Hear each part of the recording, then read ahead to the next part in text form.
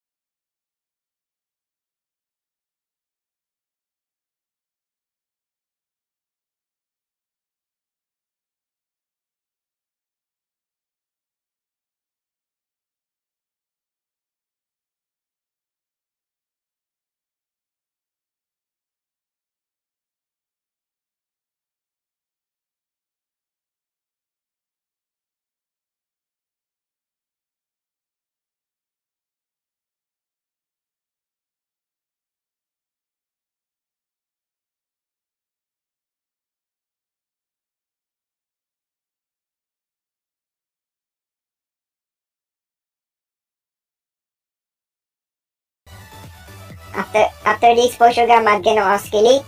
So, angle of the oscillate guys is 90 degrees.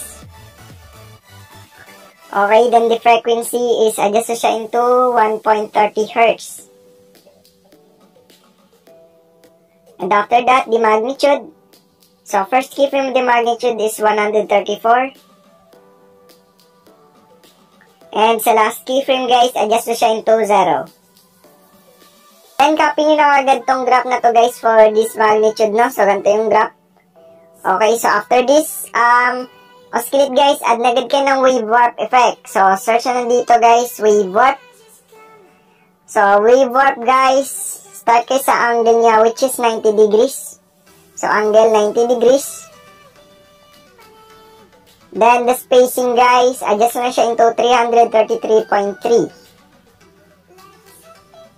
Spacing 333.3.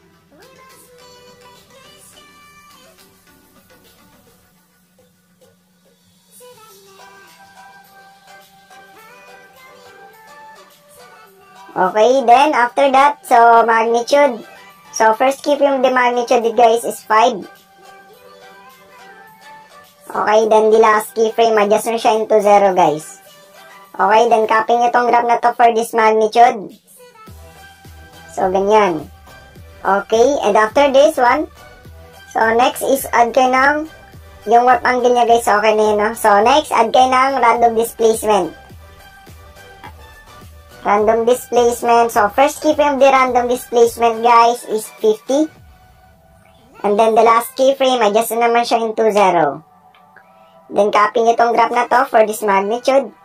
And after that, itong evolution niya guys is adjust na siya into 0.20. And the seed, so first keyframe of the seed is 0.50.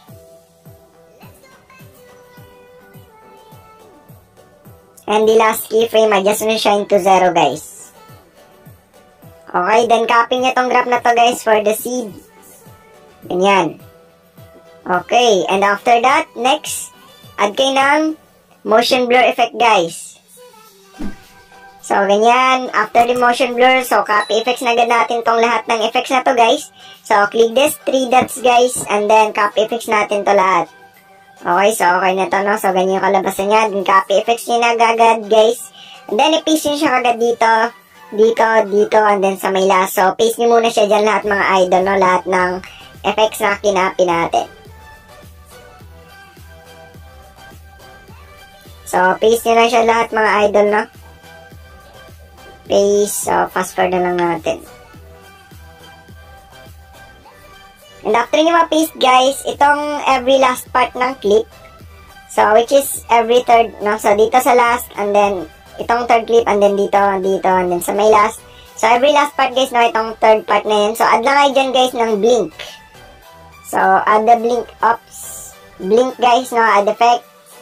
So, search lang dito, blink. And then, i-full hertz na siya, guys, which is 16 hertz. Then, copy effects na agad natin tong blink na to, guys. Click the 3 dots, copy effect. Then, i-paste nyo siya agad, guys, yung blink na kinapi natin dito sa last part. Sa third part, no? Paste. And then, dito, every last part, which is sa third part, guys. And then, dito sa may last, paste. Okay, the next, guys, is mag-start na agad tayo for this color edge effect. So, bali mag-color edge effect tayo, guys. So, ito, guys, itong sa lower part na to. So, nahin lang natin itong sa lower, which is itong first part. So, ganito lang, guys. So, click that one, i-duplicate layer muna natin. Click this one, duplicate layer. After yung ma-duplicate layer, guys, i-click nyo itong dinuplicate natin na layer sa taas. I-copy it. Move and transform, click the zoom icon. So, first, guys, maglagay lang ng keyframe sa may taas, sa may una, and then sa may last part, dito, sa may last part, since may keyframe na yan, wag nyo siyang galawin, and then dito sa may center, guys, is i-zoom nyo lang siya. Okay?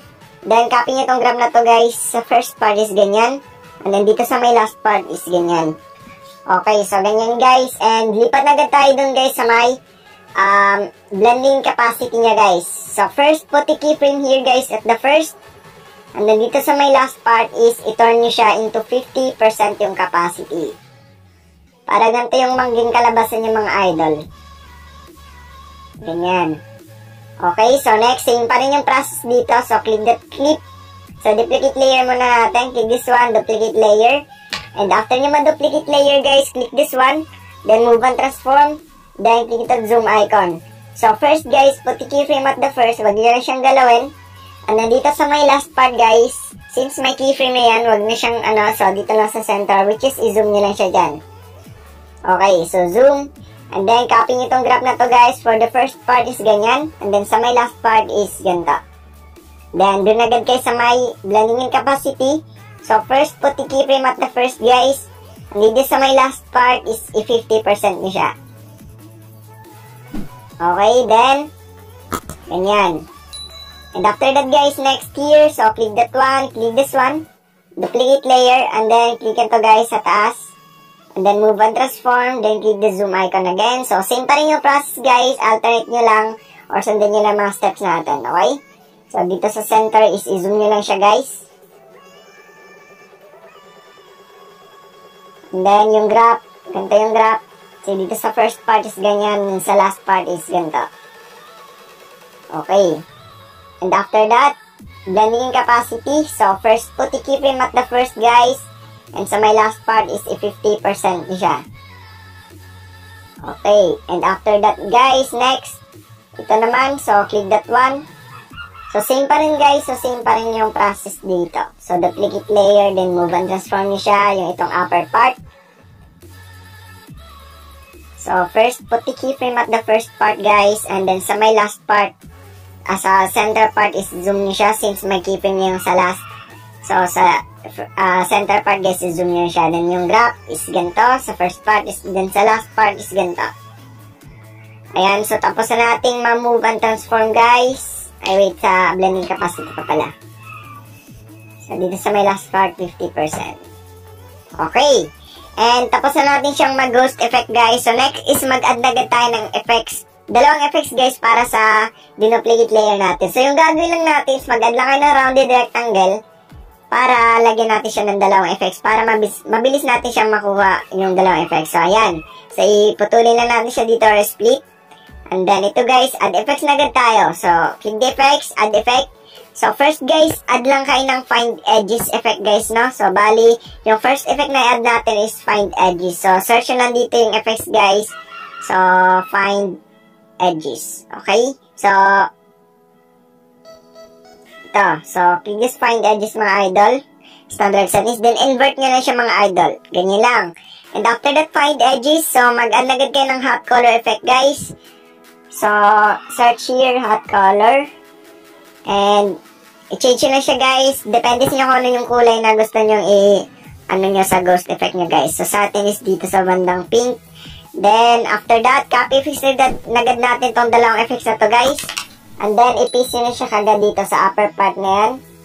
Diyan. So, every upper part, so, i-paste dyan yung effects. So, make sure, guys, na delete na natin yung itong rounded rectangle. I-delete na natin kasi nakuha na natin yung dalawang effects. Then, i-paste na siya hanggang dito sa every dinuplicate layer natin. So, dyan, sa upper part na yan, paste. And then, sa my last one is paste effect again. So, ganyan lang siya, guys. So, ganyan lang basic yung tutorial natin today. So, I hope na nasundan niyo siya and I hope na-explain kasi niyo yung maayos, no? So, yeah, so that's it for today's video,